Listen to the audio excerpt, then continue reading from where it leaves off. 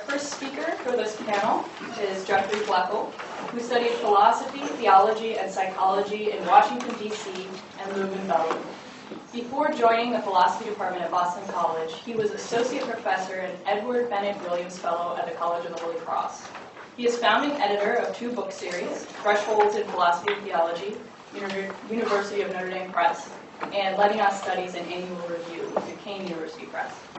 He has taught at universities in Belgium, Lithuania, Netherlands, Brazil, and Australia, and most recently India. His current research includes a book-like hermeneutical phenomenology of faith, hope, and love, which he hopes to finish during the coming months. In the Boston College Philosophy Department, he teaches courses in phenomenology, psychoanalysis, philosophy of religion, and perspectives in Western civilization. And his talk will be entitled Levinas and the Death of God. I thank you, Stephanie. I also want to take a moment really to thank Kyle Kavanaugh, who I know has done a lot of work. Arthur alluded to the fact yesterday that he was the main organizer. He had a lot of help from other people, but Kyle's bit of it, which was significant, was also conducted while he wasn't actually living in the state, if I'm not mistaken. So that's quite something. I've been very impressed with how things have come together, nonetheless. So thank you.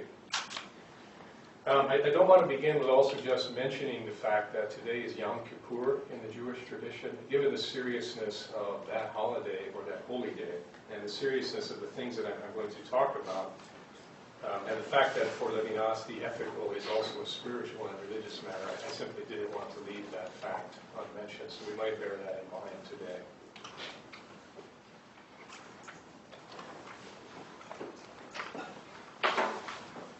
Most of us are familiar with Nietzsche's suggestion that human beings have lost the sense of cosmic order and thus the assurance of founded meaning necessary to accept the thesis of absolute and enduring values. On a simple reading, Nietzsche's proclamation of the death of God comes down to precisely this: that the God who would be the source of such values has been discredited by our own incapacity to believe in the basic conditions by which they would be possible. The death of God is thus most immediately the death of the moral God. And for those who accept it, the question of morality is thenceforth affiliated with the question of how to exercise a force which, you would now have seen, had previously been shackled to principles, axioms, and a structure that directed us to a founding good. If there is something like a continental European approach to what we are calling ethics, I would prefer to speak of the ethical, it surely has something to do with the sense that this vision is a live possibility, and indeed that the nature of the force that has been liberated is still an open question. So to this point, I certainly agree with a great deal of the sorts of things that Francois mentioned yesterday in the beginning of his talk. I think there's no doubt that the death of God and the discussion of what that might mean is a fundamental orienting principle for our difficulty sorting out ethics from the so-called continental perspective. Now, there's more than one way to understand an alleged loss of the necessary conditions for belief in a source of absolute values. More than one way. Foucault, for example, or perhaps in the text that comes to mind, Foucault following Bataille, finds it in the experience of a sexuality that moves before and outside of every limit precisely as what we should think should be limited, and which thus contains within itself the possibility of transgression that no principle or law could banish from our condition. What we are to learn from transgression is that sexuality is never quite contained by the forms of its own domestication, and that life may refuse every stable order in a manner that, for Foucault, supplies the true meaning of what Nietzsche calls the death of God. This is from the essay called A Preface to Transgression from the early 1960s. At a considerable distance from this thought, this interpretation of the death of God, Levinas leaves no doubt that for him the death of God occurred at places like Chelmno, Majdanek, and Auschwitz, in which, as Emil Fackenheim has put it, annihilation was for annihilation, massacre for massacre, and evil for evil, not for any ulterior or ultimate reason that could have been satisfied by some other diabolical strategy, but simply and only for itself. In such places and under such conditions, Nietzsche's famous pronouncement has become, according to Levinas, quote, a quasi-empirical fact. What can this mean? With regard to the phenomena in question, Levinas calls attention especially to the experience of those who were broken by the treatment imposed by their captors, and to the possibility that in at least some cases their suffering might well have gone unnoticed or soon become forgotten. To be clear, it's not only the immense suffering itself that must give us pause, but also, and perhaps more so, the fact that it will have driven from some human beings the very capacity to assign meaning to it, while no one else was there to take notice or survive to remember. One thinks inevitably of those in the camps who, on Primo Levi's account, were called, according to a perverse play in etymology, the Musulmanen, those who had surrendered even the impulse to cry out in resistance. That's from Survival in Auschwitz. We ignore only at our peril the thought that whenever a human being has suffered in this way, without voice and leaving no trace in our recollection, evil has won out over good. For unless we remove from our morality the idea that a human being is originally and in herself good, then in such instances goodness will have been well and truly annihilated by whatever we may wish to call its adversary. The tradition has called it evil. But then what is evil? Is it only the privatio boni that some natural theologies recognize within an economy of supreme justice? In Levinas' estimation, evil as lack or as defect does not measure up to the intensity of human suffering in extreme circumstances. In its visitation on human lives, evil is not always lack, but sometimes excess. That's a quote. And the suffering that it inflicts may sometimes defy recuperation by any theodicy. If, as we are forced to consider, suffering can be meaningless for the one who undergoes it, then it serves no use within any higher justification of the good. So argues Levinas. It is true, of course, that this proposal stays close to an analysis of existence and experience, and far from any exploration of the logical or metaphysical exercises by which theodicy is generally defended. But this fact only sharpens our likely sense that Levinas does not wish to contest the inner consistency of theodicy, but instead raise grave doubts about its adequacy to the phenomenality of human suffering. Let me offer a concise formulation of Levinas' central point thus far. The God who will have died in the death camps is the God that certain arguments would have us believe ensures the meaning of all that can befall us. Let me also emphasize that this conception of suffering has a more general implication. Each of us is exposed to, though not all of us have to face it, the possibility of a suffering that is without meaning, a suffering that is either so immense or so insistent that one loses the capacity to understand it in any other terms than its own. One rightly objects that the conception of God which Levinas finds wanting is hardly the only one possible. But one is also pressed henceforth to show that any other such conception of God can be reconciled with what we have had to learn about our humanity from the terrible lessons of the death camps, and not only during the Second World War, to be sure. One easily anticipates some guiding questions. What can be the intelligibility of the good in the wake of these new revelations concerning the power of evil, if they're new, if they are indeed new? And what does an acute sense of our vulnerability in the form of exposure to suffering imply for our commitment to one another? Levinas appears not to consider these questions as separable from one another. I propose to nonetheless take them in turn, though only briefly and I'm sure much too quickly.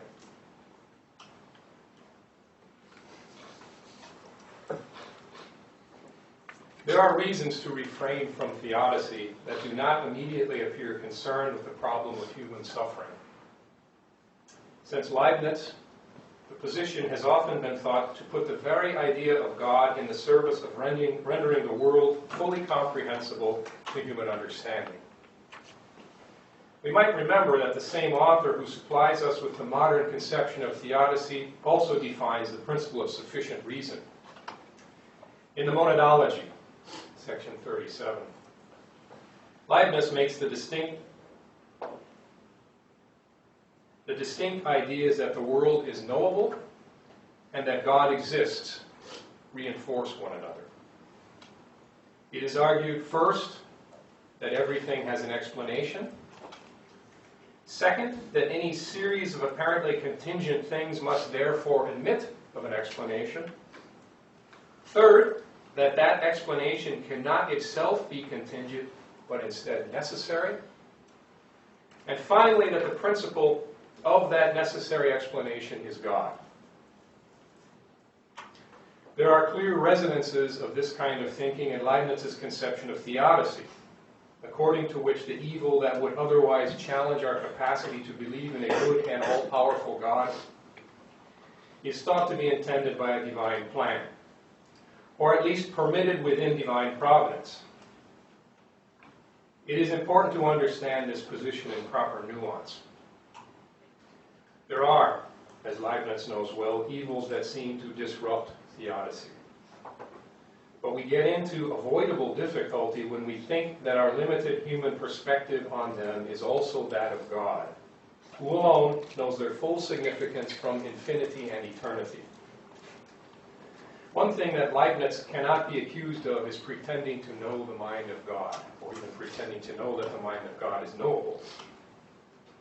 Yet it would be this very unknowable mind that saves the meaningfulness of all else, so that God becomes precisely, no less than, but also no more than, the necessary condition of an order that we can be sure is rational, even when that fact is not apparent to us. Now, one might wish to object to the impoverishment that this implies for our notion of God. I would be the first to raise my hand. Levinas objects to its overt confidence in the power of I think. Such a confidence, he contends, produces concepts that become idols. But idols are not fashioned at the level of the concept without first becoming possible within the movement of our being. One neither conceives of the world as rationally ordered, nor accepts that proposition from others, unless one is already somehow motivated to believe it. The impressive rationality of an argument does not explain everything. Our readiness to assent to a claim that the world has an order grounded in some higher or deeper principle presupposes a willingness to think of this as true and indeed knowable. A willingness. Before any commitment to the power of I think, in other words, one must already sense not only its vitality, but also, and for Levinas this is crucial, a need to exercise it. What can explain this exercise by which a thinking being can know the world as ordered, if not that at some deeper level, prior to and beneath that exercise, it's actually not so evident that the world is ordered. One wants to believe it. And again, conversely, what will be the meaning of the exercise of the movement by which one would know the world as ordered, if not indeed a confidence that this is within one's powers to know? On the present occasion this morning, all we need to extract from this last point is the notion that for Levinas, our being has a natural tendency to assert itself as if solely according to its own resources, and that this self-asserting seems to take the form of evasion from a deeper sense of exile or abandonment. One needs only a moment to note that these claims are worked out at great length in the key texts. These claims are consistent with his contention that some forms of theodicy cause us to misunderstand the true nature of at least some human suffering. Theodicy, in short, would be the speculative expression of a will to know that rests on a will for security by which one moves and acts as if first from and for oneself. In that case, it may not be enough to suggest that theodicy leads only to a misunderstanding of human suffering. Perhaps we need another name for acts in which I might propose meaning for experiences that consume those who undergo them, but in which doing so does permit me to feel secure in my understanding of the world. I think that that's an approach to what Levinas really means by violence.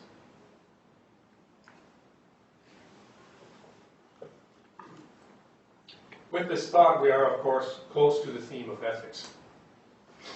Before taking it up, let us note a second instance of solidarity that now emerges in Levinas's argument. A dissatisfaction with theodicy, which itself informs the manner in which he understands the death of God, leads immediately to the question of proper care for other people. Levinas's few writings on the problem of evil tend to define this term more succinctly than I just have. It is only, he writes, when we rid ourselves of rational theodicy and the false God that it projects that we uncover an authentic spirituality in which each of us welcomes and attends to the other as she truly presents herself, without mediating reference to ulterior meanings, and by which each of us thus sets aside immediate interest in himself for the sake of the higher good that is to be approached in humane responsibility.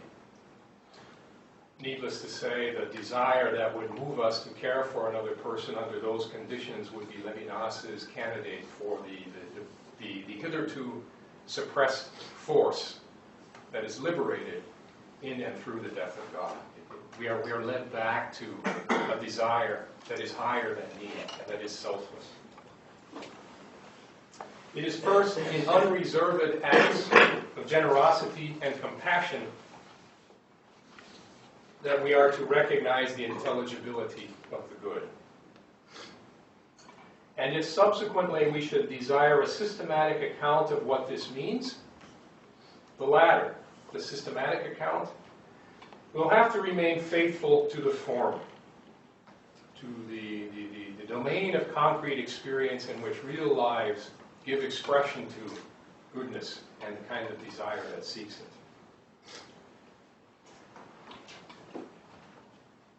Before turning for a moment to turning towards the question of ethics, and I really don't have all that much more to say so that Roberto has a chance, the philosopher of religion in me just wants to note a couple of things about this strand of Levinas's thinking. So 2 points that I think might spare us some confusion or backtracking if we start to talk about these things later.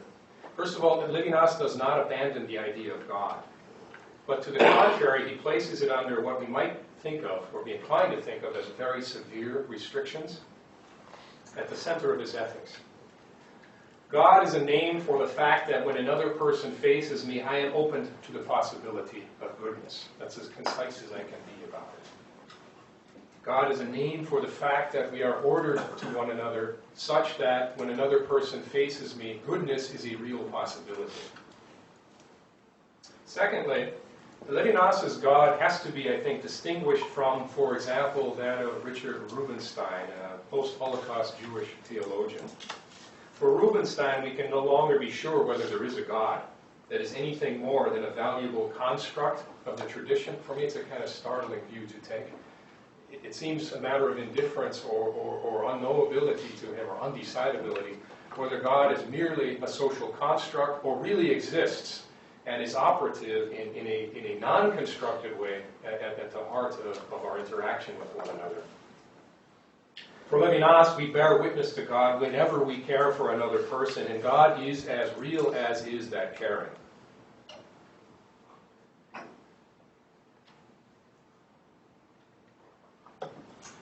A simple review of Levinas's resistance to theodicy has revealed to us a philosophy that wishes to put concepts rigorously to the test of experience.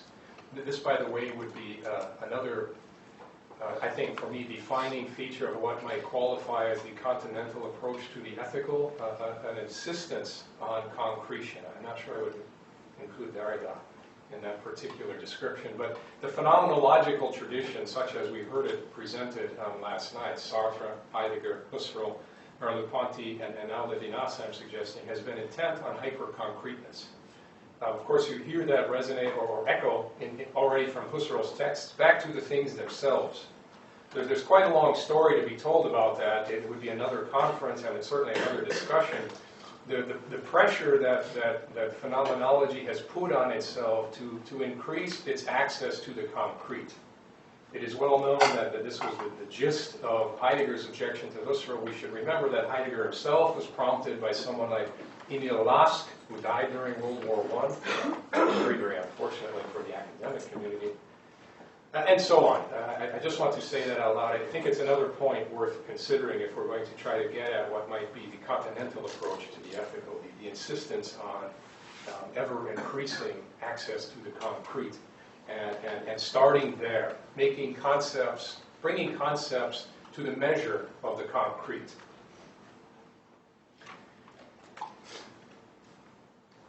When the philosophy that objects to theodicy becomes an ethics, the same dimension of being human that must be saved from theodicy is also said to define the phenomenality of the face of another person.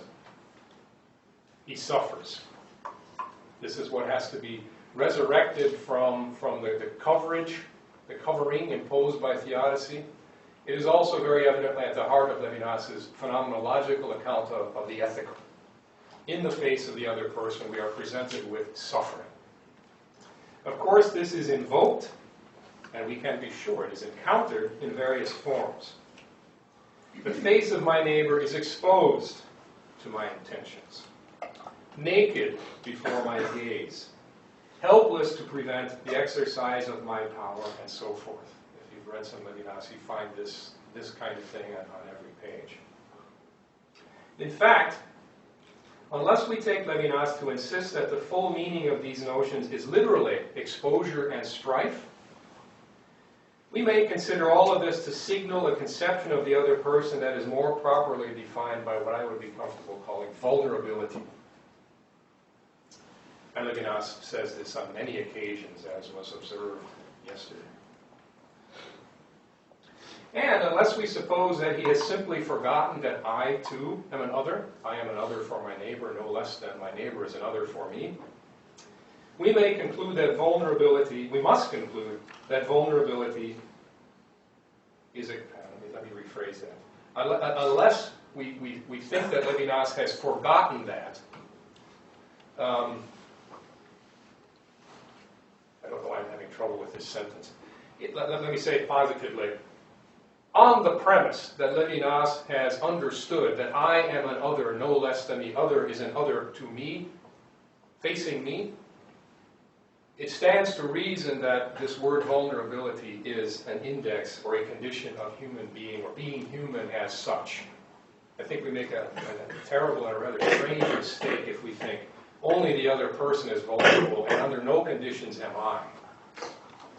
This is not a philosophy, however, that promotes reversibility, as if it were centered on the identification of common values, a shared orientation, or a general horizon of meaning that would supply essentially the same meaning to acts that appear to belong to a same genre. Sensitivity to the vulnerability of the other person, to the face that signifies suffering, calls philosophy to what Levinas takes to be the origin of responsibility. In a call that is voiced and heard only between distinct and unique subjects. So to go back to my earlier point about vulnerability being an index of the human condition, I think we can say that on a certain philosophical level. Of course, he's compelled to admit that. But at the level of the concrete, the appearance of conceptual symmetry is certainly brought under severe critique or put pressure on by the fact that on his reckoning, the encounter with the other is strictly asymmetrical. So the origin of ethics lies at the level of the concrete, in which the face of the other awakens me to asymmetry.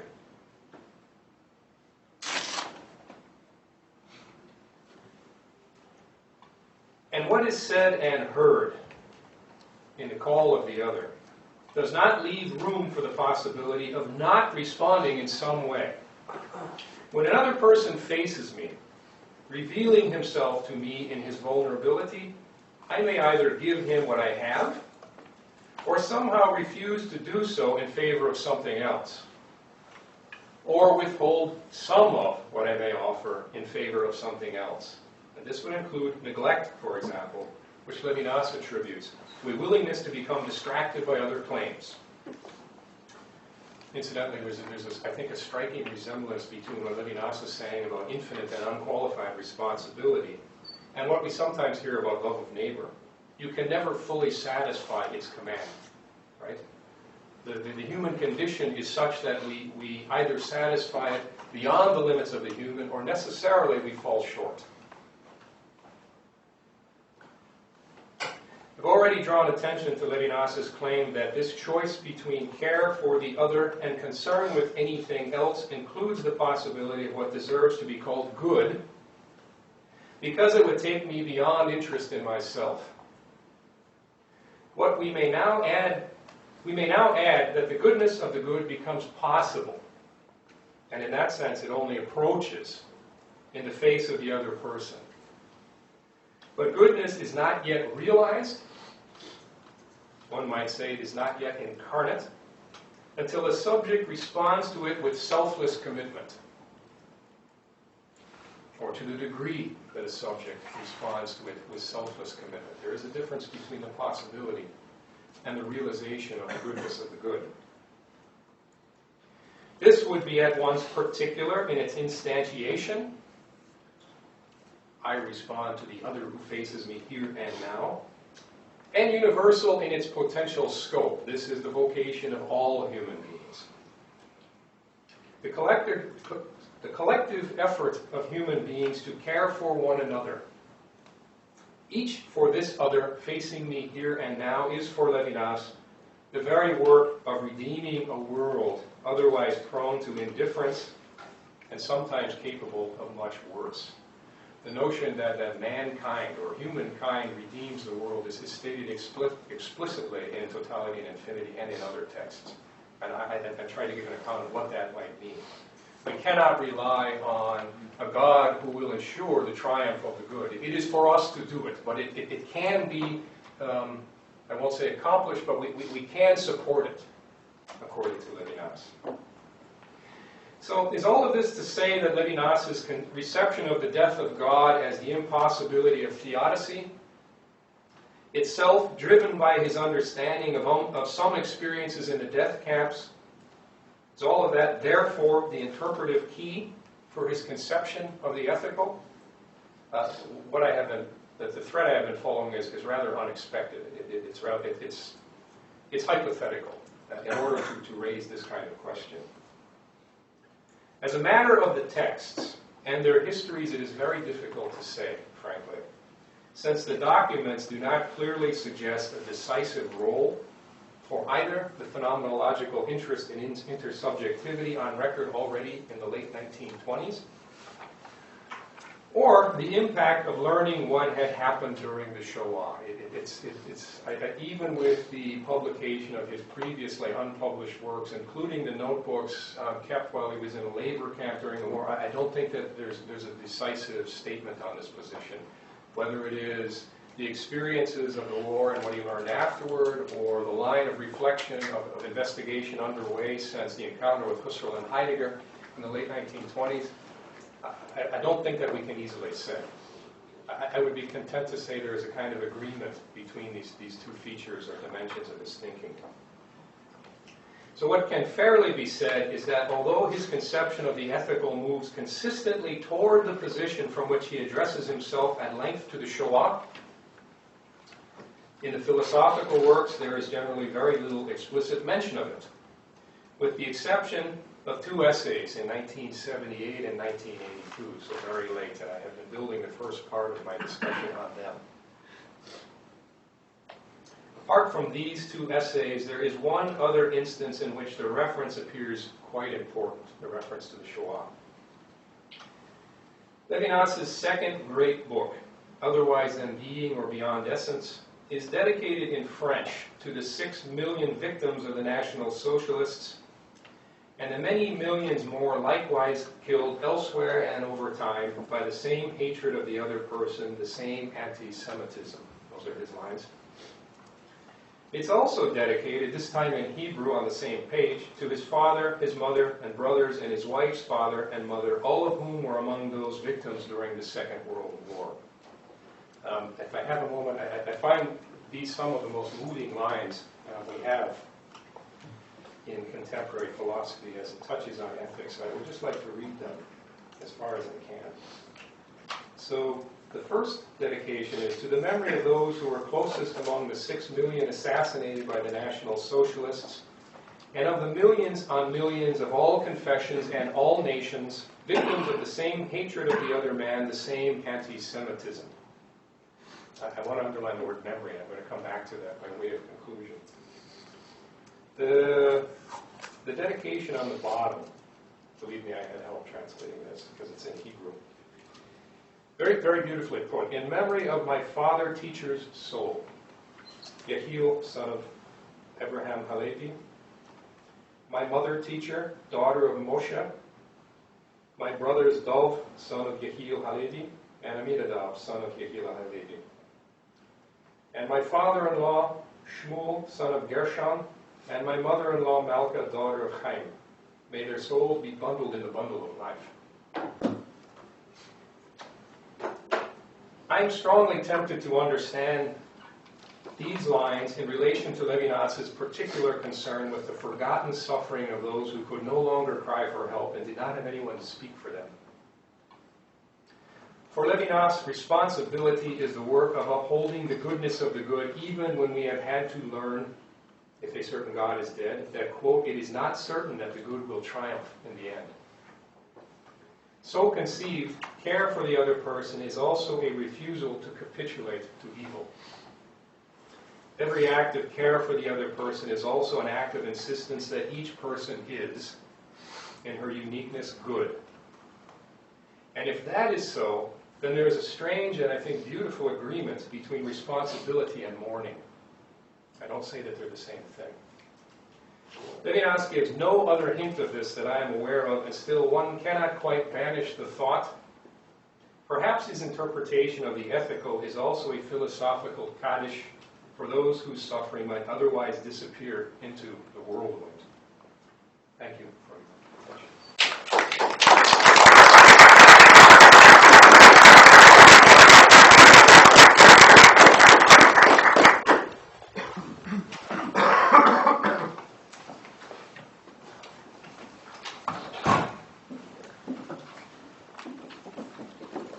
Before taking questions, we're going to move on to our second speaker in the panel.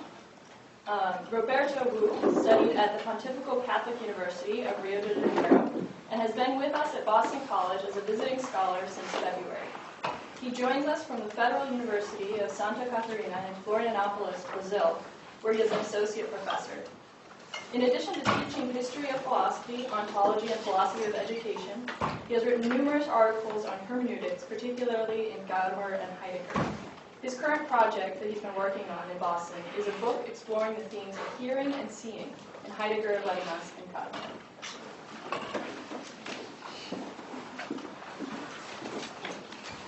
Good morning. First of all, I want to congratulate Kyle and Stephanie for the organization.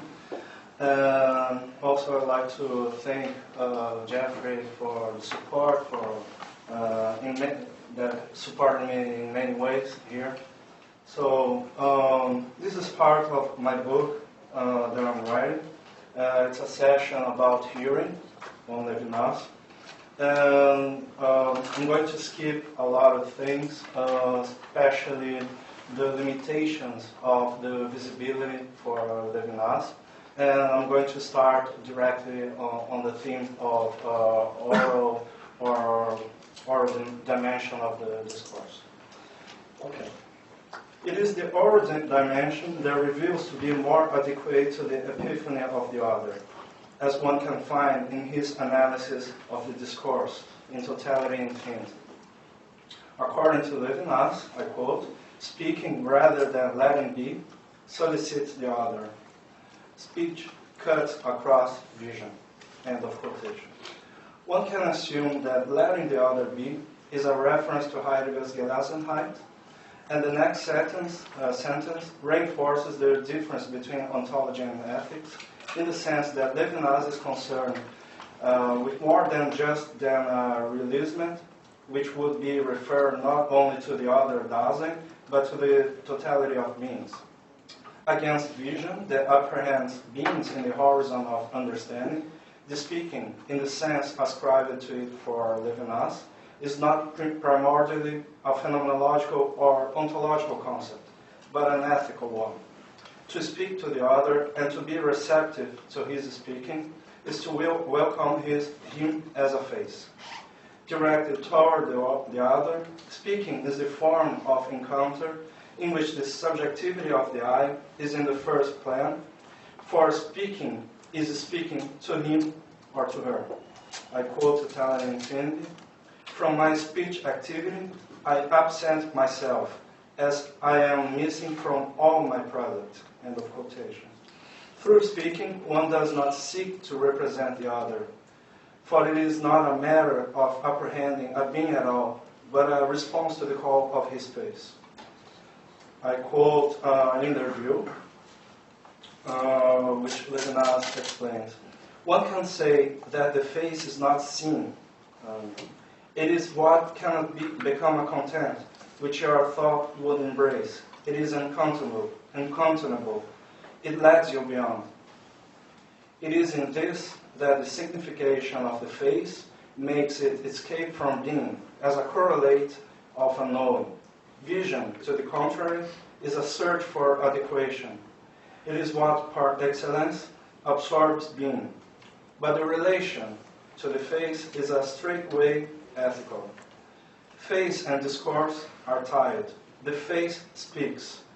It speaks. It is in this that it renders possible and begins all discourse. I have just refused the notion of vision to describe the relationship with the other.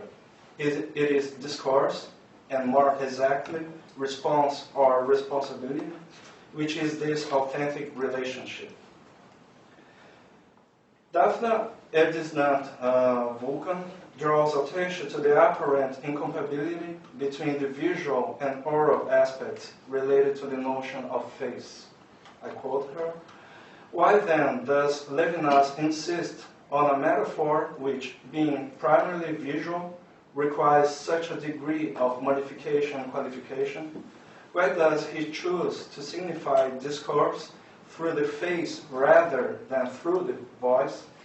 The answer to that has to do with the Hebrew root of the word panim, face, which is the same as the verbal root of turning. Noting this relation, Susan Handelman reads the figure of the face as a facing relation, a turning toward the other, which calls into question the separate narcissistic ego. Facing, says Handelman, is therefore a disruption of the autonomous, sovereign, self-identical Cartesian subject. As we shall presently see, however, the problematic signification for the call of the face is symptomatic of a profound ambivalence in Levinas' work. End of quotation. The possible justification for the choice of the word visage is perhaps that it does not only mean face, but also gazing. It is indeed a visual term, although with a reversal role. It is not the subject I that sees the other, but it is me. It is the I that is called and disrupted in my being at home with myself. That is why Levinas describes a reversal in the directions in which one finds itself in the world in terms of intentionality without vision. as you find in Totalitarian Infinity. The disruption related to the face that speaks to me is no longer an understanding that embraces and places the other into a horizon of meaning, for the horizontal vision related to a being at home with itself is now breached, rendering an interruption in my dwelling in the world. According to Levinas, I quote Totalitarian Infinity, vision is a forgetting of the there is, because of the essential satisfaction, the agreeableness of sensibility, enjoyment, contentment with the finite, without concern for the infinite. In finding itself in vision, consciousness returns to itself. End of quotation. Levinas, otherwise than being, proposes a difference between the saying and the said, connecting the former to ethics and the latter to ontology. There is irreducibility of the saying to the said, advocated by Levinas, implies a sort of pre-original realm in which the saying always exceeds the consolidation of the language on the said. This excess corresponds to the epiphany of the face in which the other always exceeds presence and visibility. Levinas points out a loss in the translation from the saying to the said. I quote, otherwise than being, the correlation of the saying and the said, that is, the subordination of the saying to the said, to the linguistic system and to ontology, is the price that manifestation demands. End of quotation. This disjunction between saying and said is somehow a deepening of his early conception of language, even though the ethical dimension of the saying was already entailed in the speaking. What seems to be the main point here is nonetheless the distinction between two dimensions of language, the said related to the operation of being and the saying connected with the interruption of the actions or the modalities of being. In God and Philosophy, Levinas affirms, I quote, saying opens me to the other before saying what is said, before the said other in this sincerity forms a screen between me and the other, a saying without words, but not with empty hands. End of quotation. The manifestation of the face is related to the fact that a face is already an expression and therefore a manifestation katautor, a living presence, which is at once, I quote, a more direct presence than visible manifestation, and a remote presence, and ultimately evokes the presence of absence of the ideal. If, on the one hand, Levinas thinks the encounter with the other in terms of a welcome to his expression, on the other hand, the success of this event is nothing other than a teaching. I quote Totalitarian Infinity, this presence dominates him who welcomes it, comes from the height, unforeseen, and consequently teaches its very novelty. End of quotation. This teaching, however, does not have any content in terms of objective knowledge, insofar as the speaking of the face is not related primordially to assertions of the said, but to the saying. I quote, Totalitarian Infinity, signification or expression thus constructs with every intuitive datum, precisely because to signify is not to give. End of quotation. Here Levinas clearly affirms his opposition to the classical phenomenology, and this statement refers explicitly to Husserl's givenness, Gegebenheit, as the condition of any possibility of knowing a being, proposing instead that the face cannot be placed under the general idea of a givenness, whereas the face is not something that offers itself as an object of knowledge. On the contrary, the face teaches. Levinas' idea of teaching follows his previous analysis of Socrates in the section Metaphysics Precedes Ontology of Totalitarian Infinity, when the Greek philosopher was accused of presenting a conception of knowledge that rejects alterity, for maieutic is nothing but a method of gaining knowledge through a process of anamnesis of what previously resides in the soul. For discovering what already lies in the soul, Socrates is seen by Levinas as an advocate of the same. In Total and Infinity, this primacy of the same was Socrates' teaching, to receive nothing of the other but what is in me, as though from all eternity I was in possession of what comes to me from the outside, to receive nothing or to be free. End of quotation. The faith does not teach in making some contents available to one's apprehension, because what one learns from the other is not an objective knowledge that can be conveyed by assertions, but the very experience of the idea, a disruption of one's subjectivity in the sense of the impossibility of adjusting or bringing to harmony the meanings of one's horizons of world. To welcome the other, and thus being receptive to him as a face that speaks, a speaking that is not identified with words, assertions, or objective contents, but the enactment of the disruption of one's world. Daphne addressed Vulcan's question above concerning oral and visual aspects in Levinas' language has never been so noticeable than in this passage of Total and Infinity. I quote, "The eyes break through the mask, the language of the eyes, impossible to dissemble. The eye does not shine, it speaks." End of quotation. As remarked before, the speaking works in the double direction of language. Again, in Total and Infinity, the vision of the face is inseparable from this offering language is. To see the face is to speak of the world. Transcendence is not an optics, but the first ethical gesture. End of quotation. Speaking always remains exteriority because it entails a surplus concerning one's horizontal grasping, while vision places what it apprehends in one's horizon in the sense of rearrangement within the same. Speaking implies invariably breaching the horizon. The face speaks and teaches. Every thematization attempts to place what is exterior into interiority. In the precise way Levinas uses these terms. On the other hand, speaking exceeds language as a set of signs. For alterity entails a surplus that threads enjoyment, satisfaction, and composition of the eye. Nevertheless, despite his emphasis on the oral dimension, the notion of hearing is generally absent in Levinas' reflections. However, Jacques Derrida's reception to Levinas seems to find in the work of the latter clear evidence of its relevance.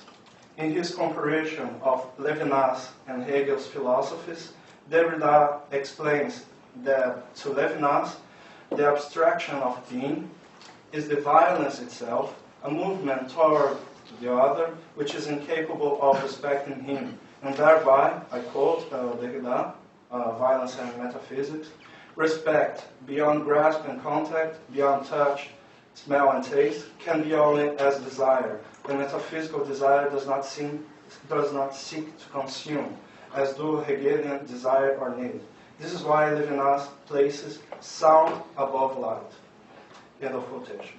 While sound is that which is more propitious to ideality, to Hegel, and thus less determinable from particularities of material and essential work to Levinas, its advantage over light consists in its character of evoking without making disposable who has awoken. Unlike the object of vision or smell, sound, I quote Derrida, requires no process of dissolution. Says Derrida, quoting Hegel, or in Levinasian terms, sound does not carry out consumption. This is the background in which Derrida affirms that in Totality and Infinity, I quote, the movement of metaphysics is thus also the transcendence of hearing, l'entendre, in relation to seeing. but in Hegel's aesthetics too. And Derrida makes a analogy, a comparison between Levinas and Hegel, which I have a large footnote, which I'm not going to read here. So, in spite of the coherency of Derrida's interpretation of Levinas, it appears to be more an expectation and a projection than a confirmation from what was written in Totality and Infinity. Derrida's statement of the primacy of sound over light leads to the parallel of a primacy of hearing over seeing, which is not adequate considering Levinas' work. Rather, if there is a parallel, it should be rendered as saying over seeing, and even this formulation needs to be carefully considered, for the original or pre-original speaking and saying does not need words or sounds. As concerned to the terms écoute and entendre, they make few appearances in this work, Totality and Infinity, and neither of them as a special concept of his starting new terminology of alterity. Écoute appears 3 times in Totality and Infinity when referred to the sameness that the traditional concept of subjectivity presupposes, but denoting particularly the way that consciousness listens or hearkens to itself, or in other words, how thought listens to itself in the subject which it represents. Listening does not seem to have any relevance to the discussion of alterity, being employed by Levinas only to characterize the self-referentiality of the consciousness to itself as the fundamental mode of representation. Although the discursive dimension of speaking is underlined throughout his work, while stressing the oral character of the encounter with the other, and speaking is employed in both directionalities from the I to the other and vice versa, Levinas had not offered any explicit account of hearing. Even at the metaphysical level, in interpreting speaking as the pre-original event without any special reference to hearing, especially in the passage that address the encounter with the other in terms of welcome and hospitality, Levinas seems deliberately to put aside its role. Perhaps the reason to put emphasis on speaking and not on hearing is founded in Levinas' proposals of ethics as transcendence, or to put it another way, in the surplus and exceeding that every relation with the other demands. If so, hearing presents a receptive trait similar to seeing, both condemned to fail in grasping other speech. The following passage bears the last occurrence of the word écoute, and is illustrative of this hypothesis. So I quote Totality and Infinity. We are concerned here with the term écoute first. So this is the last appearance. Speech refuses vision because the speaker does not deliver images of himself only, but is personally present in his speech, absolutely exterior to every image he would leave. In language, exteriority is exercised, deployed, brought about. Whoever speaks attends his manifestation, is not adequate to the meaning that the hearer, auditeur, would like to retain of it as a result acquired outside of the very relationship of discourse, as though this presence in speech were reducible to the Singgebung of him who listens. Celui qui écoute. Language is the incessant surpassing of the Singgebung by the signification. This presence whose format exceeds the measure of the eye is not reabsorbed into my vision. So, do you understand from this quotation that the word écouter doesn't have any special relevance to ethics to Levinas? But, nevertheless, a more relevant role seems to be ascribed to entendre. Despite there's a problem here, entendre could be translated as hearing as well as understanding. So it's kind of difficult to know, to translate it, to know the context in which one is adequate or not. I follow the translation, and I think that there are some reasons to translate this way. Despite its scattered and sporadic appearances in totality and infinity, in all of them, it bears an ethical character. Its first occurrence in this work is amidst its characterization of revelation as discourse, and consequently how both differentiate themselves from the activity of knowing an object. Revelation, I quote Totality and Infinity, revelation is discourse. In order to welcome revelation, a being apt for this role of interlocutor, a separate being, is required. Atheism conditions a veritable relationship with that true God katauto. But this relationship is as distinct from objectification as from participation. To hear, entendre, the divine word does not amount to knowing an object. It is to be in relation with a substance overflowing its own idea in me, overflowing what Descartes calls its objective existence, end of quotation. God is the figure of the complete exteriority to Levinas, being thereby exceedance and surpassing of any possible knowledge. Through hearing, entendre, one might have an adequate relation with the divine word, or more accurately, an encounter with the Holy Father. The object of obedient trait of entendre is emphasized in the following passage of Totality and Infinity. The face opens the primordial discourse whose first word is obligation, which no interiority permits avoiding. It is that discourse that obliges the entering into discourse, the commencement of discourse rationalism prays for, a force that convinces even the people who do not wish to listen, and thus found the true universality of reason. So, do not wish to listen or do not wish to hear, as implies the word entendre. Here, Levinas refers to a passage of Plato's Republic, which I'm not going to read here, is on a footnote, in order to stress that the first word, that is, thou shalt not kill, obligates, being this way, the highest possibility of reason. To Levinas, hearing, in its genuine sense, cannot elude from leading to a response to the summons of the other.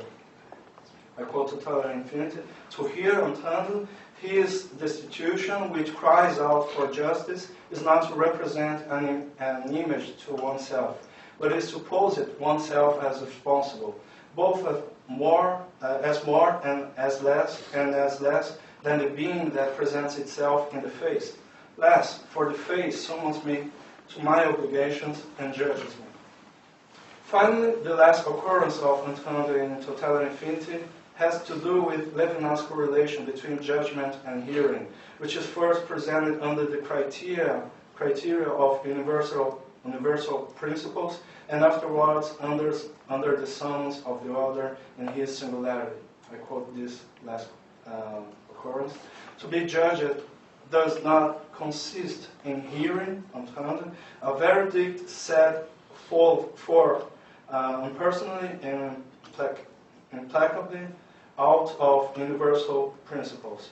Such a voice would interrupt the direct discourse of the being subject to the judgment, would silence the apology, whereas the objection in which the defense makes itself heard should confirm in truth the singularity of the will it judges, but not by indulgence, which would indicate a lapse in the judgment.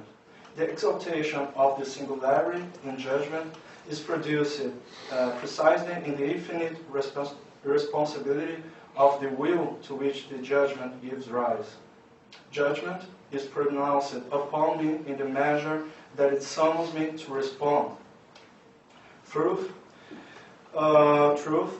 takes form in this response to a summons. The summons exalts the singularity precisely because it is addressed to an infinite responsibility. End of quotation. In this passage, hearing refers first to the impersonal verdict.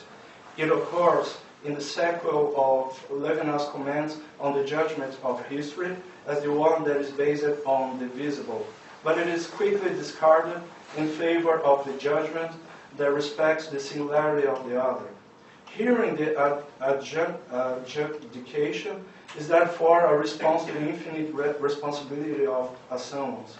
Despite its brevity, this mention is coherent with the occurrences of entendre mentioned before, in the sense of being summoned by a speech that overflows the objective standards of responsibility. Nevertheless, as we will discuss next, the concept of judgment will be displaced one more time in Otherwise Than Being with the figure of Plato's judge in Gorgias. Generally speaking, the promise of a major role of hearing in his philosophy, according to the question at the end of Is Ontology Fundamental, concerning, I quote, in what way the vision of the face is no longer vision but audition and speech, was not completely fulfilled for Levinas in his posterior writings, in which predominates the term speech. These few indications and some references in his interviews are everything that may signal to a possible integration of hearing with his philosophy.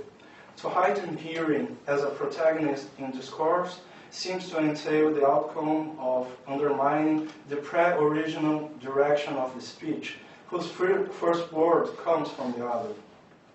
In his interview with François Poirier, Levinas explained that, I quote, the possibility of hearing, d'entendre, to the original language of the face of the other in his misery and in his ethical command, this way of surmounting in one's own being, one's effort to be, interests me. End of quotation. In spite of this declaration, he has never elaborated this possibility. And instead of hearing, hearkening, and listening, one encounters terms as speaking, saying, commanding, and so forth, and words that express the receptivity to this active demand of language as obedience and the, I quote, Otherwise Than Being, passivity more passive still than the passivity conjoined with action. End of quotation. Despite Levinas' laconicism, sometimes one will find this absolute passivity associated with terms expressing audition, entailing belike a closer affinity between them. I quote, the proximity of the other. The for the other arises in the I like a commandment heard by him, as if obedience were a state of listening for the prescription. End of quotation. One may find in Otherwise Than Being a more narrow formulation. I quote, obedience precedes any hearing of the command, which does not enact the interconnection between hearing and obedience, but the primacy and therefore the complete independence of the obedience from hearing. One of the few moments in which Levinas ascribes to the hearing a more expressive role, although with a brief mention, is in Otherwise Than Being, in which the oral and visual vocabulary returns, even though in a peculiar way. Thus, every particular knowledge, every factual exercise of understanding, ideology, faith, or science, every perception, every disclosing behavior, whatever it be, would owe their light to essence, the first light, and to philosophy, which is dawn, or which is its dawn or its twilight. Temporality, in the divergence of the identical from itself, is essence and original light, that which Plato distinguished from the visibility of the visible and the clairvoyance of the eye. The time of the essence unites the three moments of knowing. Is the light of essence which makes things seen itself seen. It can, to be sure, become a thing. Essence can show itself, be spoken of, and described. But then light presents itself in light, which latter is not thematic, but resounds for the eye that listens. With resonance unique in its kind, a resonance of silence.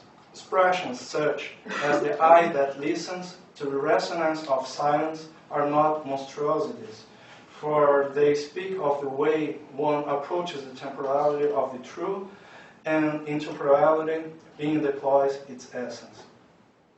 Temporality as the essence and original light cannot be described according to the dynamic of illuminating an object in the world.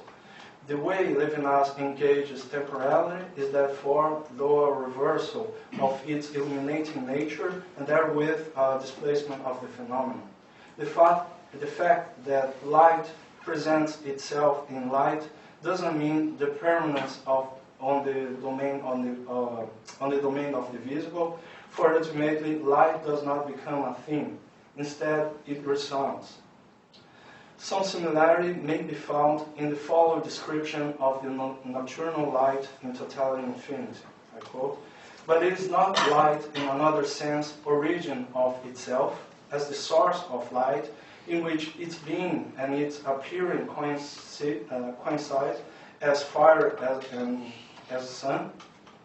Here, to be sure, is the figure of every relation with the Absolute. But it is only a figure. The light as sun is an object. If in the diurnal vision light makes seen and is not seen, the nocturnal light is seen as source of light. In the vision of brilliancy, in the juncture of light with object takes place. The sensible light, qua visual datum, does not differ from other datum, and itself remains relative to an elemental and obscure ground. A relation with what in another sense comes absolutely from itself is needed to make possible the consciousness of radical exteriority. A light is needed to see the light, end of quotation is totality infinity. Otherwise than being seems to echo the nocturnal light described in totality infinity, whose reference to the night can hardly be said to be there by chance. Once again, one can remind how the nocturnal features of horror and especially insomnia recall the uneasiness aroused by the Iliad. The resonance of the silence is nothing but the presence of absence in the middle of the night that arouses to the insomniac.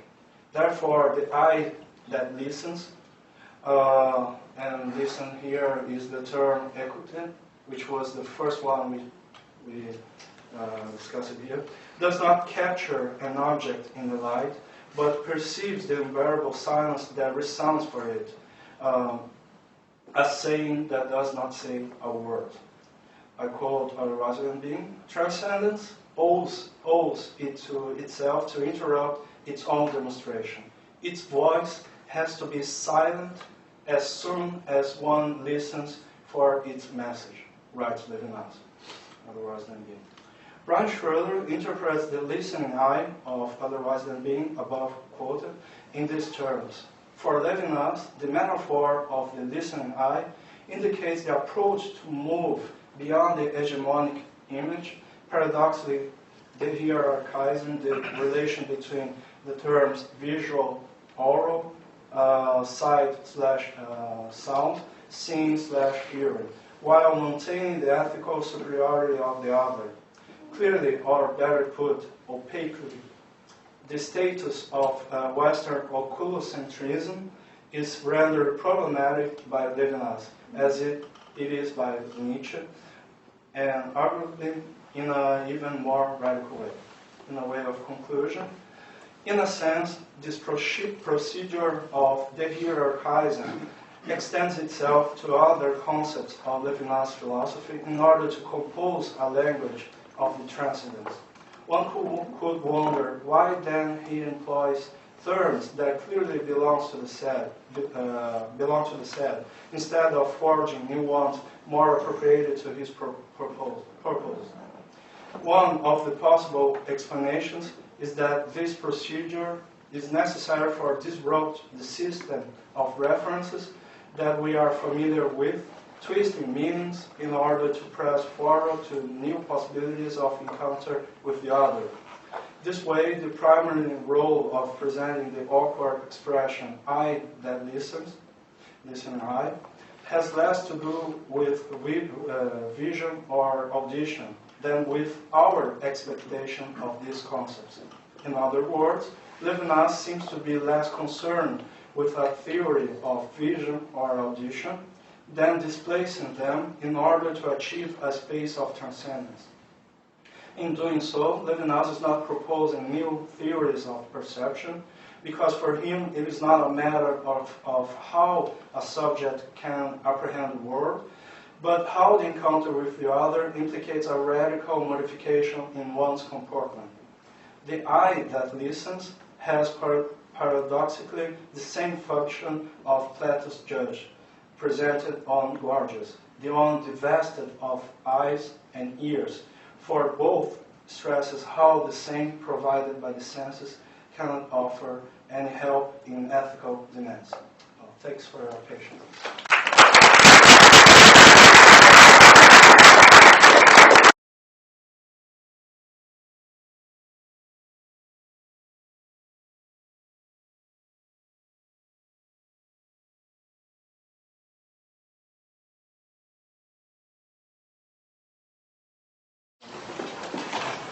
Thank you very much. I have a question about the ambiguous relationship that Levinas has with the concept of God and with the philosopher of the death of God, Nietzsche. Because on the one hand, we see that exactly God is the possibility of the good. But on the other hand, we see that sometimes God enters the Levinasian text in a very strange and unexpected way. We see Levinas saying about eschaton, justice of God, and all this salvation. And I think the conclusion of totality infini reflects this ambiguity. So on the other hand, we see also the same ambiguity between Levinas and Nietzsche. First, he criticized Nietzsche because the concept of death of God will lead to the will to power, so the destruction of the possibility of ethics. On the other hand, he is praising Nietzsche for its creativity and youth. So I don't know how phenomenologically, if it's possible to deal with all these ambiguities, and maybe it reveals something about the subject at stake, namely the name of God. So.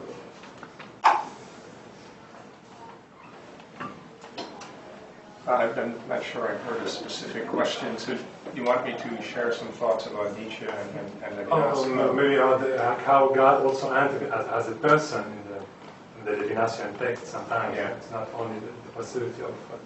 I don't... It's difficult to talk about these distinct things in one reply. Let me say first, Levinas, as I tried to say, although very quickly in passing, Levinas's notion of God is philosophically idiosyncratic. I'm trying to put that very carefully. It also can strike us as very minimal. It's a kind of pre-archaic principle by which we find ourselves ordered to one another in the ethical relation.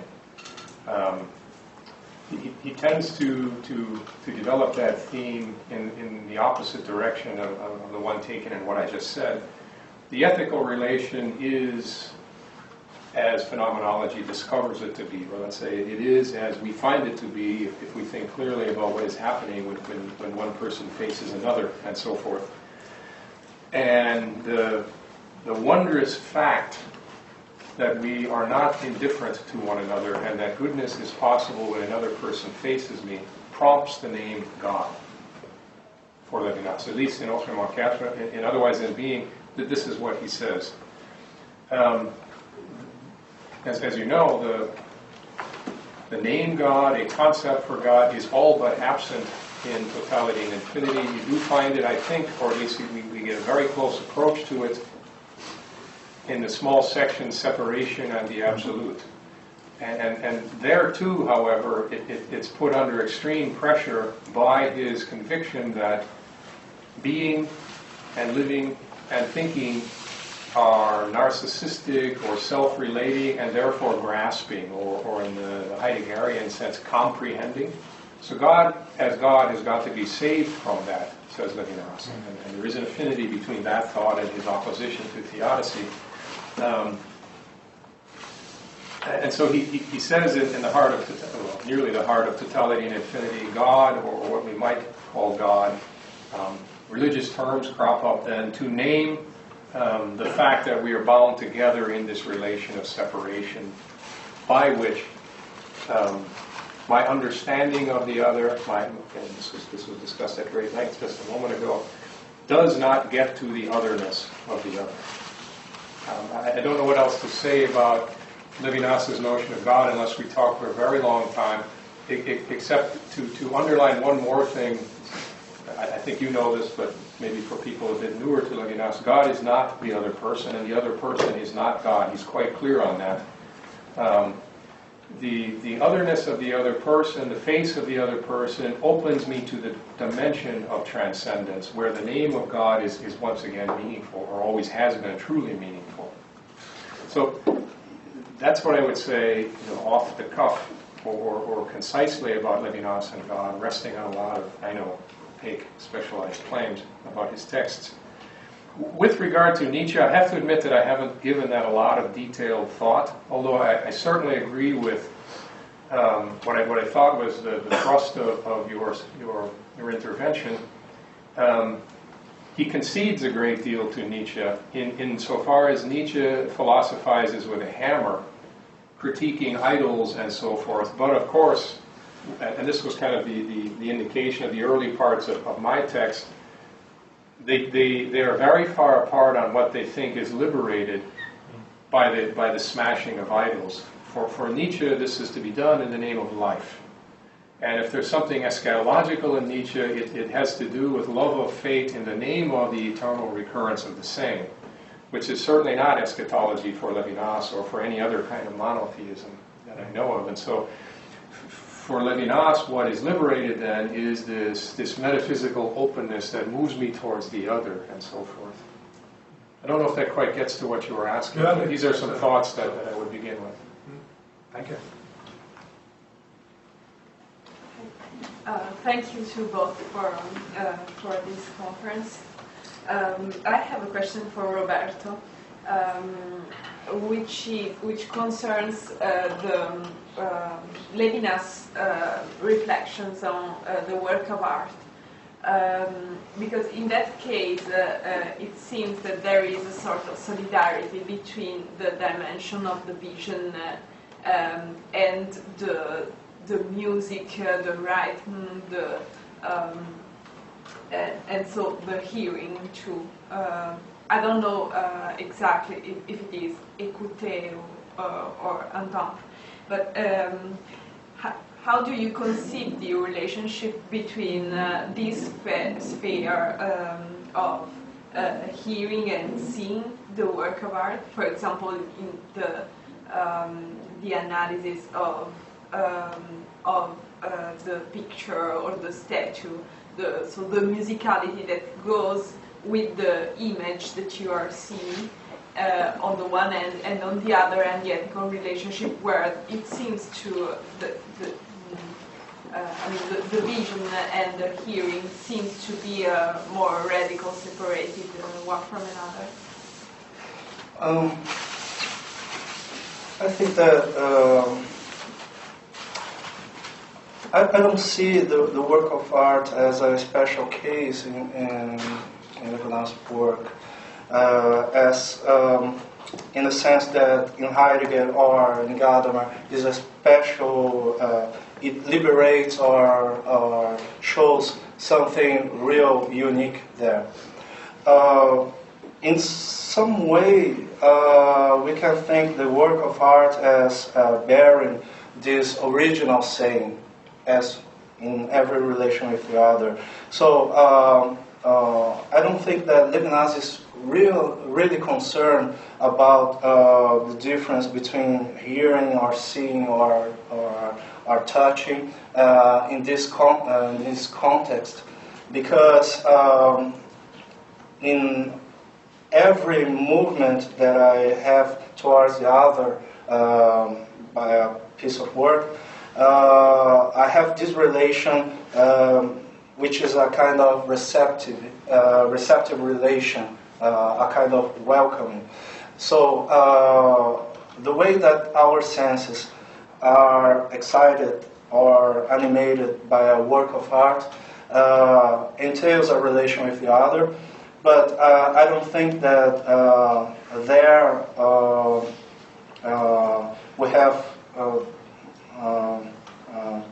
any special role to vision, in the sense that, of course, we are related to visual things like a painting, for example, or a statue. But when my relation with the statue is not a visual one exactly, but a kind of welcoming, the saying that this statue or this work bears. I think that it's going in this direction. Thank you both. There's certainly a lot to think about. I personally have a question about this idea. Levinas is one of his key ideas of seeing the face of the other and the disruption that occurs. Mm-hmm. It's kind of in both of your talks. Mm-hmm. I'm familiar and kind of I've done more work in early phenomenology, Husserl, Mm-hmm. the discussions of empathy. So in current discussions, they want to say that empathy is basically, it's more like a kind of perception, it's more like a kind of tool. Yeah. And there's not, some people conflate it with sympathy and compassion. Mm-hmm. But in reality, evil people also empathize well, meaning they, torturers, for example, have to perceive the emotions very well of the people they're torturing. And if they're good torturers, they will see, they will hear, they will know exactly how he's feeling. So the disruption element, imagine there's more to it than just a mere seeing. What else behind it? What else is behind that kind of seeing and that disruption? I think that the first thing is we have a reversibility of the vision here. It's not the eye that sees the face, but it's the face that sees me. So the face sees me in a sense that the face speaks to me, the face addresses me, the face summons me. So this is really important, because otherwise the face will be an object, and it's not the case. The face, the intentionality comes from the other to me. So this is the first part. The second part, I think that the concept of empathy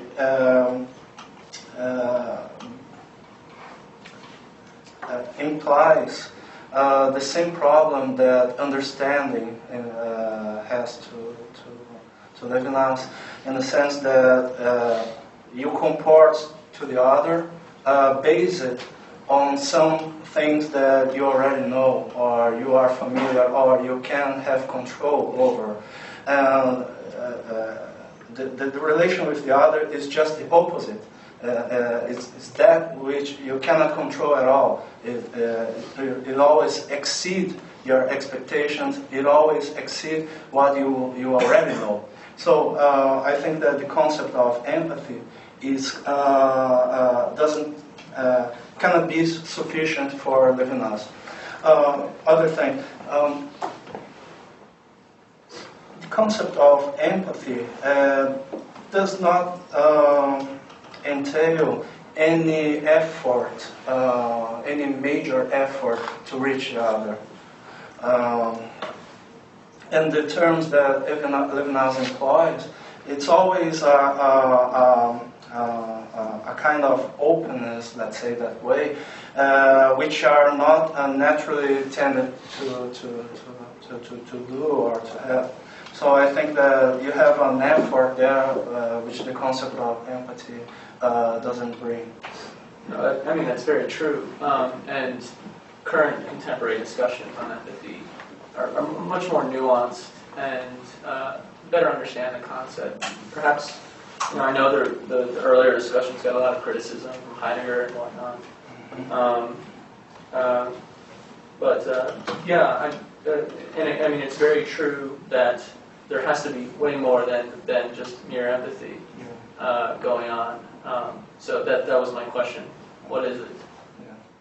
Yeah, I'd like to speak to that because I think you touch on something quite important. From the greatest possible distance with regard to the tradition, the ethical tradition, I think we could situate Levinas this way. A great deal of the tradition we're familiar with starts from the notion of the supreme good and then asks, well, what to make of evil? I think that Levinas is in fact doing the reverse, that the evil is all too evident in the world. And how are we going to save the notion of good or make sense of the possibility of the good? Now, I think that his insistence on interruption has something to do with that. And let me just try to go through a couple of examples to get at it. First, at least at first sight, we're in isolation of the null example, although it comes again from a horrible place. Again, Primo Levi describes a situation that I've always found instructive and a bit haunting. At a certain point, he is working, I forgot where, out in the fields or something, doing a lot of hard work and getting very dirty, and it doesn't go well, so the guards, the capos, actually have to get involved in the work themselves, which doesn't happen often, at least on his account. And when they're done, they're waiting for the truck to take them back to the camp. And absent-mindedly, the guard wipes his hands off on Primo Levi's back. Now, this is a way of seeing and yet not seeing another person. Right? It's at a fairly banal level. We could ask ourselves if we don't do things like that ourselves from time to time. When you lean on someone to tie your shoe, I'm sure I do those sorts of things. And so on. So that would be the first example. And it just reminds us that it's not evident that when we're in the presence of another person, and even when we have every reason, every cause to know that we're in the presence of another person, we see it. There is low-level, call it ontical evil or maybe ontological evil evident in this kind of experience. Second example from a similar context, Jean Amery, since you brought up torture, brought this to mind. If you know this awful essay, he was captured in Belgium and taken to a kind of interrogation center and tortured. And he describes this in graphic detail. And just to give you an instance of what happened to him, if you don't know it, his arms were bound together behind his back, and then he was winched up into the air until his shoulders came out of joint. And it goes on. It gets even worse than that. And Amery's essay, to some degree, is centered on the thought that, and you were close to it when you talked about, you linked empathy and torture, that one can be acutely aware of the fact that one is with another person, and what rises up in me is not necessarily what Levinas would call good, but rather its contrary. Amery calls this existential perversity, and he doubts whether we have any orientation at all to the good. Based on this kind of experience. Now, I think that Levinas is trying to hold open the possibility of the good while getting at the root of these kinds of phenomena. And what is it? Well, that sort of thing is always possible if we fall into thinking, or we submit to the natural tendency to think, my relation with the other is a matter simply of perception, which means something like, I grasp it. Right? It's a matter of my capacities and the movement of my being to constitute the meaning of this relationship. And so I think this being keenly aware of this sort of thing, whether he gets it from, again, from the camps and so forth or not, I don't know. But keenly aware of this possibility, Levinas is led, I think, to suggest, no, when it works, when I see another person and really see another person as another person, good in his or her own right, as a unique human being, it has to do with an interruption of all that is in me that can go so horribly awry. So I think that's why, I agree with what was said about empathy, that's why he's dissatisfied or very hesitant about the concept of empathy. I had a question more for Professor Bloechl. Excuse me. So I want to make sure that I get the language of your paper right before I kind of ask when you were talking about the relation between or with the other as a kind of caring, and you said that in this relation, there's kind of the positing of God, or God is constituted there. But what was it precisely that you said? How does God show himself in the relation with the other? God doesn't ever show himself. Oh, okay. I wanted to make sure it wasn't a showing. To put a finer point on it, he even accuses the notion of theophany of at least flirting with idolatry. Okay. You did have, though, a point in your paper where it became, or there was this kind of, you brought up God in relation to the idea of caring, right? Mm-hmm. And I'm just asking specifically, what was the language that you used there? Levinas's language, I hope I repeated it faithfully, is something like this. The wondrous fact that given the way on his account we are put together as self-interested, narcissistic, and all of the other sorts of things we've been talking about, given that fact, that's our natural inclination, and he doesn't doubt it for a minute, it's wondrous that nonetheless we are capable of what he calls goodness, or what can awaken in us is what he calls metaphysical desire for the good. And this comes in and through the encounter with the face of another person. He says, God is a name for the fact that we are bound together in that kind of relation, as it were, behind the back of our being. All right, and this kind of being bound together, would it be fair to characterize it as a kind of positing of the good of God and these sorts of things?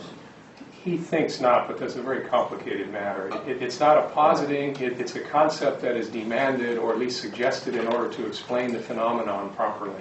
Okay, well, given that it's a complicated matter, my question may kind of be beside the point, and feel free to answer it as if it is, or answer to it in that respect. But, I have this question about the finitude of the race, for instance, and the finitude of these relations.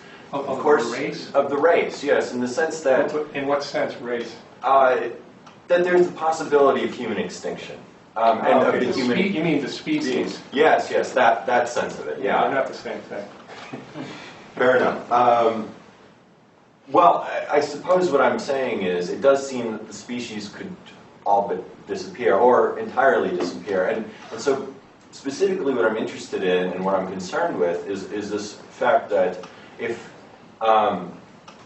what comes to bear on the relationship of caring as goodness, as God, is caught up in that relationship, when its possibility is dissolved by the extinction of humanity, is there anything that remains of it?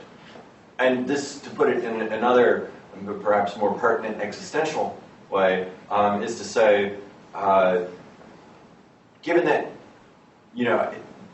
genetically speaking, there could be an end to all of this, what did it mean in the first place? I mean, does it have an eternal significance? Did something eternal come into existence in the moment of caring? Or, or is it just in the moment that we have this and it extinguishes itself as soon as the relation is dissolved? Yeah, I thought I was pretty careful to say at the beginning, what's at stake is the intelligibility of the good, which is not the same thing as the existence of the good. Your question takes us to very deep theological matters. I don't think that the theological tradition, or what passes as a kind of Levinasian theology, would have trouble saying God is God whether human beings know it or not, whether human beings worship or not, or for that matter, whether there are human beings. The idea is at least as old as Anselm in the Christian tradition. God plus creation is not greater than God alone. So God was not augmented by our existence. So I don't see a reason, immediately, at least at first thought, I don't see a reason for Levinas to resist that notion. Thank you. I have a question about vulnerability and also willingness. About willingness. Is Levinas Nietzschean in the sense that he thinks the will ultimately is what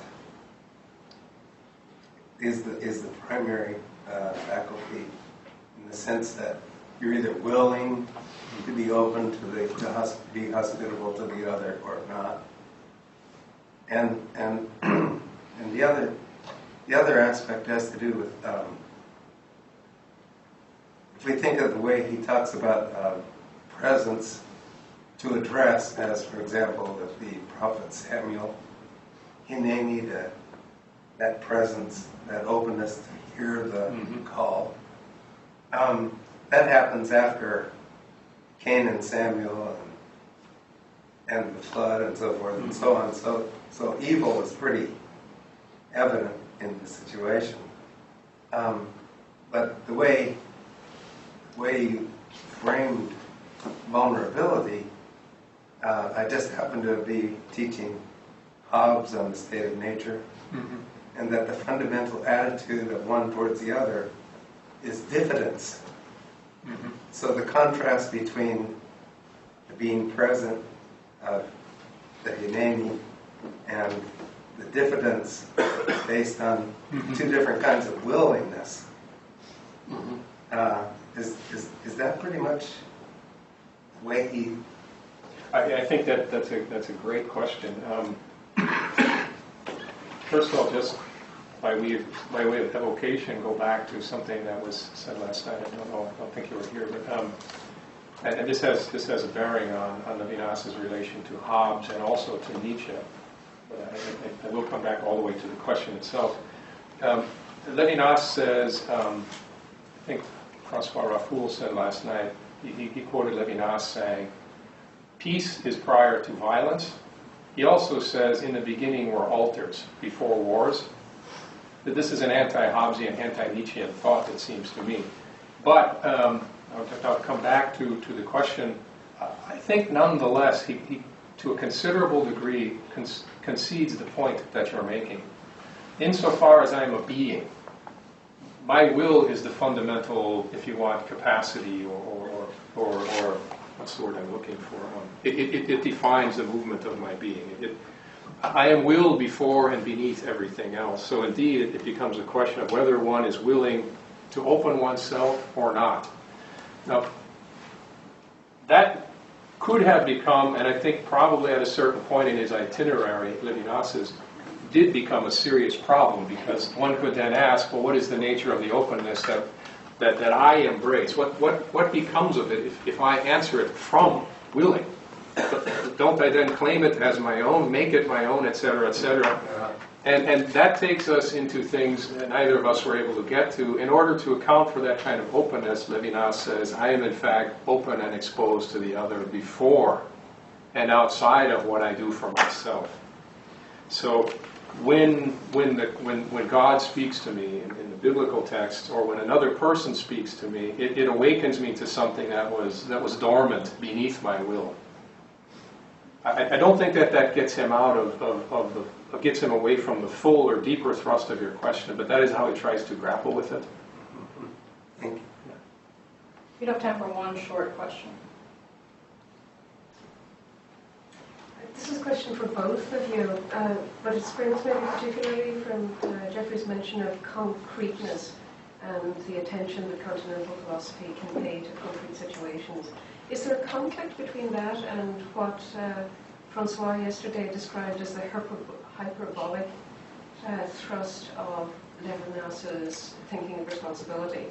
And how can, if the responsibility that comes down on us or comes at us is infinite, how do we get from that to concreteness? Let me remember to say it's a pleasure to work with my friend. Especially now.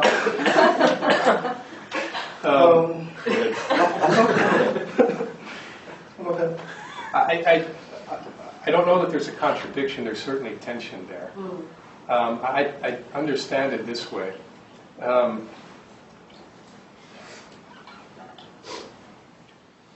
In Levinas, at least, the quest to become properly concrete about the ethical leads him. I'm reading Levinas right now with a group of very good graduate students, and Roberto.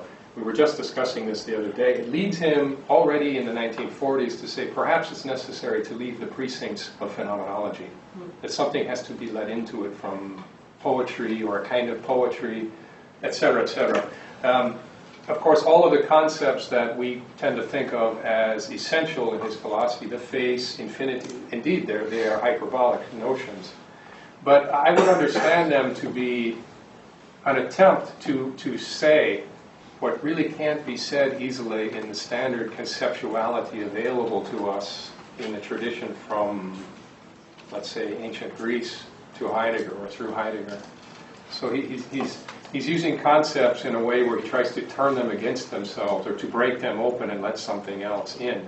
The clearest instance of him speaking to that problem that I can think of comes in actually in an essay in Difficult Freedom, his collection of his Jewish writings.